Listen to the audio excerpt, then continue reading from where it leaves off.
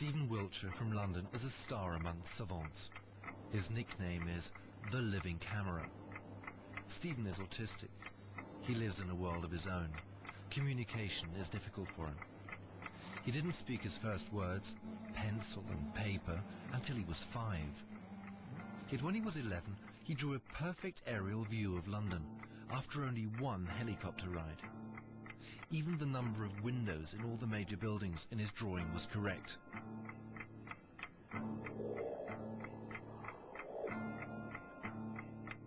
For this film, we're testing the living camera in Rome.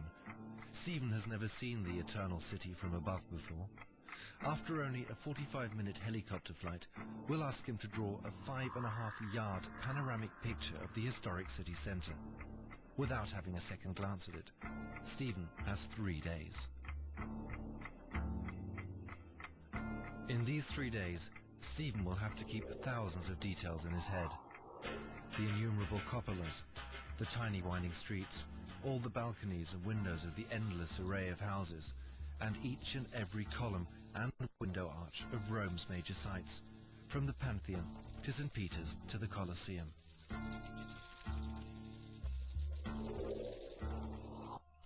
Five and a half yards of paper can look scarily empty.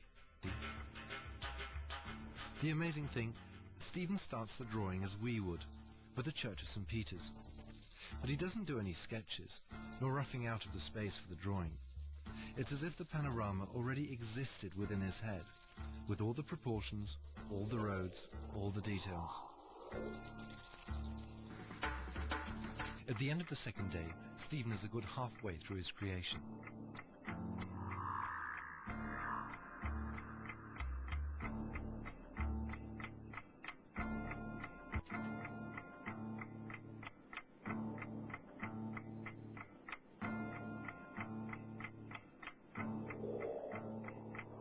After 3 days of his drawing marathon, even Stephen Wiltshire starts to tire. He has filled in more than 5 yards of paper in fine pencil. He has been restlessly aligning window to window and house to house, because Stephen loves to be applauded for his art. In the left corner, he's finally reached the ruins of the Forum Romanum. Stephen's sister Annette is rejoicing with him. He's made it. Obviously, he's pleased with his work. Yet our vexing question still remains. How precise was Stephen's ability to memorize? Is it really true that you could only see a single curve of the Tiber from above?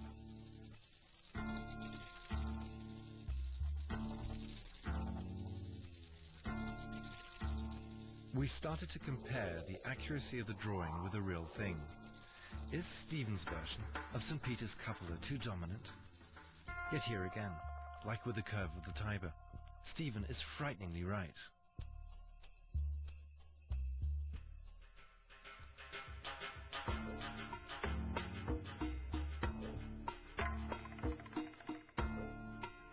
We wondered if the famous Roman hills should probably stand out more in Stephen's panorama.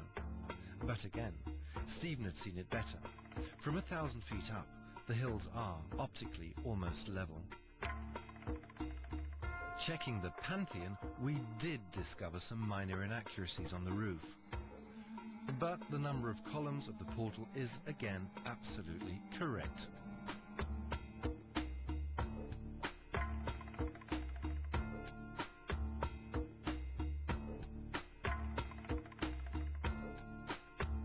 And, despite our doubts, Stephen has drawn one of the most complex buildings, the Colosseum, so precisely, it's practically a blueprint of reality.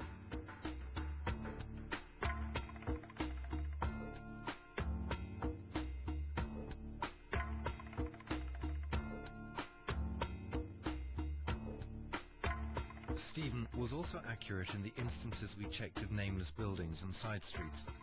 Had he had more time, his sister Annette believes, he would have put in even more detail.